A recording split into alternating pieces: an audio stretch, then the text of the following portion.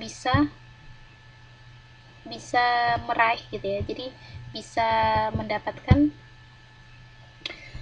mencapai apa yang perusahaan inginkan. Ya, kita lanjut lagi ya. Nih. Terus kemudian yang keempat ada fungsi secara emotif. Emotif tadi seperti apa? Emotif tadi ini ya, jadi ada ekspresif gitu kan, ada ekspresi, kemudian ada secara perasaan gitu ya, secara emosi gitu.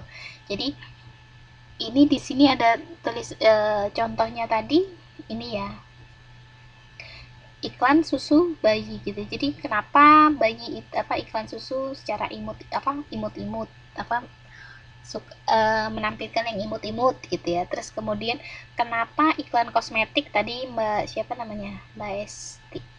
Esti ya, kenapa iklan kosmetik itu menggunakan model yang cantik-cantik supaya tahu gitu ya, karena itu terkaitan gitu ya, jadi lebih mudah mengkomunikasikan. Kemudian ada lagi secara koordinasi, jadi memang semuanya harus terkoordinasi secara bagus gitu. Kemudian nanti kalau ada yang mau tanya langsung ketik aja ya, jadi biar bisa langsung nanti. Ini kita bahas bentar, kita ulangi bentar ya, terus nanti kalau ada mau tanya langsung ketik. Ya ampun, apa ini, wait. Oke, lanjutnya tadi kemudian kita membahas lagi masalah internal. Jadi kan setelah kita tahu fungsinya, kita membahas secara internal. Kita bahas secara internal seperti apa gitu kan, fungsi secara internal.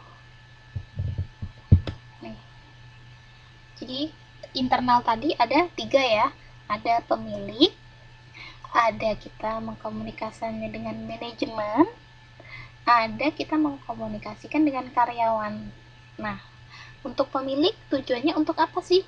Supaya pemilik itu perhatian dengan perusahaan kita gitu ya, supaya mereka ada perhatian, supaya mereka tahu gitu ya mengenai uang mereka, modal mereka digunakan untuk apa aja sih, kayak gitu kan. Terus kemudian yang kedua, secara komunikasi internal dengan manajemen ya, karena apa? Manajemen itu adalah orang-orang yang melaksanakan roda organisasi gitu ya. Jadi sebagai pelaku komunikasi bisnis, maka kita bisa memberikan masukan dan rekomendasi kepada bisnis. Jadi ketika kita melakukan komunikasi dengan manajemen, kita bisa memberikan masukan, kita bisa memberikan pendapat gitu ya, rekomendasi kepada organisasi bisnis. Supaya apa? Supaya tidak timbul dampak tadi apa dampaknya, supaya bisa memotivasi karyawan misalkan kayak gitu. Jadi supaya mereka bisa tetap dipercaya konsumen, supaya tidak ada campur-campur tangan, dan supaya tetap menjaga reputasi gitu ya. Terus nah, yang paling penting nih tadi karyawan. Kenapa karyawan penting? Ayo. Kenapa karyawan penting? Karena karyawan itu kalau yang atas nih, kalau manajemen sama pemilik itu dia di atas ya, jadi dia masuk ke struktural bagian atas. Nah, kalau karyawan itu adalah sangat penting sekali, itu salah satunya. Karena ada yang tahu? Ketik. Karena apa? Karena ya, membantu kerja perusahaan. Jadi karena yang tahu, yang paling bawah itu siapa sih? Yang langsung berhubungan dengan produksi, yang tahu, yang langsung berhubungan dengan tingkat bawah itu adalah karyawan gitu ya. Karyawan tuh yang tahu segalanya, justru karyawan melaporkan. Jadi gini urutannya tuh sebenarnya, karyawan itu yang ya itu saya kenapa Mbak Jadi karyawan itu tahu segalanya justru. Karyawan itu biasanya melapor ke bagian manajemen gitu ya, bos-bos. Nah, yang bagian manajemen itu melapor kembali ke para pemilik gitu. Jadi sebenarnya memang bisnis itu, perusahaan itu, karyawan itu yang termasuk kunci gitu ya. Dia yang tahu, dia yang yang tahu gitu segalanya justru dari karyawan itu. Oh gitu. Boleh boleh. Iya nggak apa-apa Mbak Nah, monggo monggo. Hati-hati ya. Kantornya sudah mau tutup. Iya, nggak apa-apa. Iya nggak apa-apa. Nanti nih ya apa namanya? Ini kayaknya bisa deh. Nanti saya lihat recordnya. Saya semoga bisa nanti kan ini udah ini tinggal ini kan tadi kan sudah sampai ini ya. Ini kan kita tinggal ulang aja ya. Oke, makasih Mbak Ana. Hati-hati di jalan. Nah, sini ya, kita lanjut lagi ya. Kita ulangin lagi ya. Jadi karyawan itu penting sekali gitu ya. Terus kita lanjut lagi. Kita bahas lagi nih masalah pentingnya apa lagi sih kepada eksternal gitu ya. Jadi kita membahas mengenai eksternal. Eksternal tadi apa aja sih eksternal? Ada pelanggan, penyalur, agen regulator atau pemerintah atau dan pemasok gitu ya. Jadi itu yang paling penting. Terus habis itu nah ini. Jadi kenapa pelanggan itu penting? Karena apa? Karena pelanggan adalah aset. Jadi kita melakukan komunikasi dengan pelanggan gitu ya. Supaya apa? Karena pelanggan adalah aset. Jadi kita memberikan informasi kepada pelanggan, ini loh produk saya. Ini loh bisnis kami seperti ini gitu. Jadi pelanggan itu percaya dan tetap membeli di perusahaan kita gitu ya. Terus penyalur, kenapa penyalur penting gitu ya? Karena penyalur itu penyedia bahan baku untuk perusahaan kita gitu ya.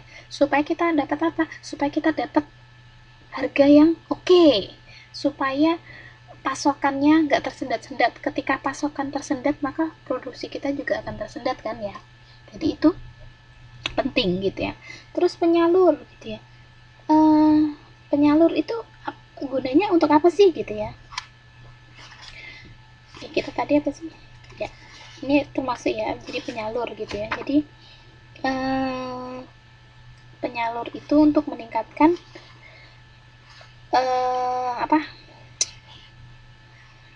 pemasok dan penyalur itu kalau pemasok untuk bahan baku, kalau penyalur itu untuk mendistribusikan barang-barang kita gitu ya.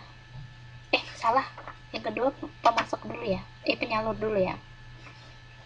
Terus untuk yang ketiga tadi ada agen regulator atau pemerintah. Karena apa? Karena pemerintah itu yang membuat undang-undang gitu ya. Jadi ketika pemerintah itu yang mengatur gitu ya, dia yang mengontrol, termasuk orang-orang yang termasuk pihak yang mengontrol bisnis kita gitu ya, dari luar gitu ya, dengan undang-undang.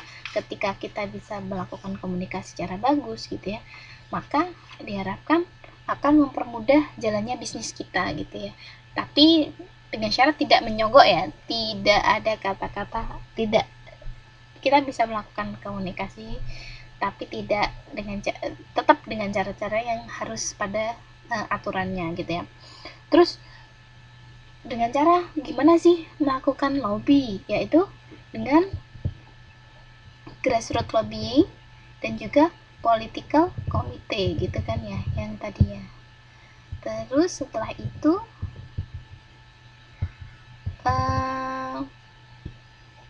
yang terakhir adalah yang D itu adalah kepada pemasoknya. Jadi saya ulangin lagi, eksternal itu ada pelanggan, satu, yang kedua ada penyalur, dua, yang ketiga ada agen regulator atau pemerintah, yang keempat adalah kepada pemasok. Oke, terus kemudian tadi sudah ya. Terus setelah itu kita menuju ke analisis khalayak. Karena analisis khalayak itu apa sih? Kita harus melakukan analisis terhadap lawan gitu ya.